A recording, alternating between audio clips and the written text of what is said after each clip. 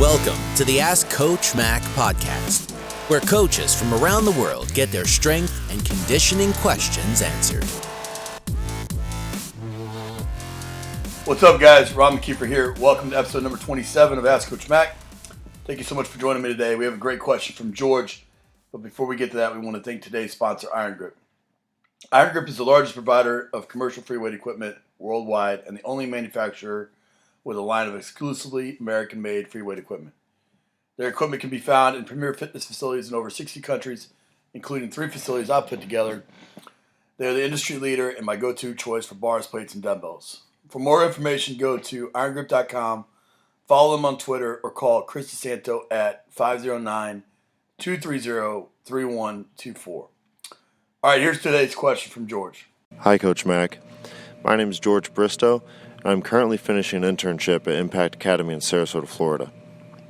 The question I have for you today is, what measures do you take with your athletes to educate them on their strength conditioning program, like lifting technique, safety, spotting technique, weight room etiquette, nutrition, sleep, and everything else that goes into it, so that when they come into the weight room to train, they're as ready as possible to get the most out of it? I often find that with limited time, it is sometimes hard to fit these crucial teaching lessons into the program. Any and all advice will be greatly appreciated. And thank you very much for your time, Coach McKeefery. Thanks. George, great question. And this is actually something my staff and I are talking about quite a bit right now, as we're talking about all the time that they're outside of the weight room. We say all the time that we have them for 2 hours out of the day. They have 22 hours to mess up everything we just did. And I don't like fighting a losing battle each day. And so we need to get a handle on what they're doing outside of the weight room, educating them to be able to make good, wise choices throughout, and then making sure that they understand why we're doing what we're doing and the sacrifice that they're making each and every day that they walk in for those 2 hours, so that they don't just piss it away the rest of the day. And so there's a couple things that we do early on, especially with our incoming freshmen. You specifically asked about our incoming freshmen. We're actually, as I'm shooting this, our freshmen are just getting on campus. We just went through week 1 of our training with them, and so in that, and for the rest of the summer, we have meetings with them where we'll educate them on why they're doing what they're doing from a training perspective. We have a series of nutrition meetings where they'll go to the grocery store. They'll determine their caloric expenditure. They'll get their body comp done. They'll create a meal plan with our nutritionists. A lot of things there. And then throughout their training, each and every day, we talk to them about different components of the recovery process, be it cold tub, foam roll, vibration technology, things like that. And each day we'll make sure that we go through that. We just went through yesterday our recovery checklist, where it's a 100-point recovery checklist where we've put a value to certain components, and we create a sheet, and each day that they need to be coming in, pick up a new sheet with a checklist of things that they did from a recovery standpoint, And so meetings are very important. We'll take them into our team room, and it's just old school PowerPoint with a mixture of off-campus type things with the grocery store and things like that. I think another thing we do is we keep them separate over that time. I think that's a critical component. If they start seeing the older guys, well, they want to go and they want to be the older guys right away, and so. We keep them separated so that we can have those meetings. We keep them separated so we can set them up with proper progressions and really take the time to teach and not worry about pace of the workout and things along those lines. And we'll slow things way down, whereas the other guys we'll move pretty quickly from exercise to exercise. With each exercise. And different combinations, we'll pull the entire group in. I'll explain why they're doing what they're doing, how to do the exercise correctly, so they'll hear the verbal. They'll see it from our coaches and myself demonstrating the exercises so that the visual and then kinesthetically, we'll put them in the right position before we load them.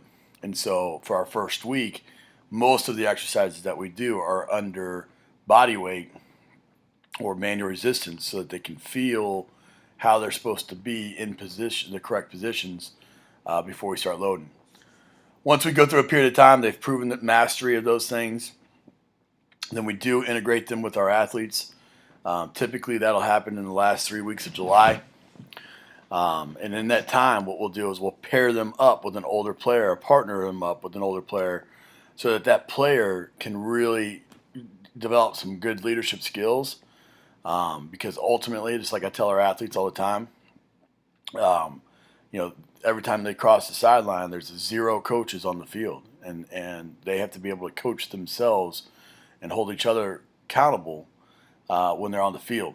And so that dynamic of that leadership and being both a leader and a follower is extremely important. But also, peer-led instruction a lot of times is as powerful, if not more powerful, than coaching instruction. And so really appreciate, put those guys in an opportunity to kind of develop those skills. And then the last thing that I think that we do, and we do this throughout each and every day, we call it a daily devotional, where at the beginning of each workout for a period of time, we'll talk about different educational components of the recovery process, nutrition, training, sports psychology, leadership, motivation. Each and every day, it's almost like a daily devotional where we'll discuss something and get some interaction before I break them to go to get the workout in. And we try to make sure that we build off of different messages throughout. So just to recap, we put them in meetings. We use basically classroom-style teaching there. We keep them separate for a period of time. Once we do integrate them, we partner them up with an older player and kind of an older brother, big brother deal. And then throughout their entire career, they'll get daily devotionals,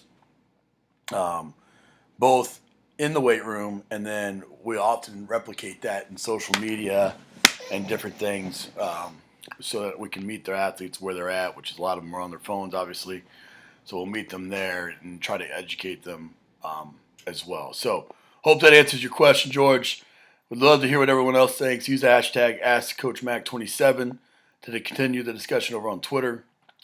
Thanks for your question. I want to encourage everyone else that if you have a question that you would like to potentially be featured on the show, head over to AskCoachMac.com. There you can ask your question by hitting the record button at the bottom of the page. Thanks so much. I appreciate you guys for listening. And here's a quote to finish off the day by Tom Bodett. In school, you're taught a lesson and then given a test. In life, you're given a test that teaches you a lesson. I think that's a great quote. Take care, guys. I'll see you in the next episode of Ask Coach Mac. Bye for now.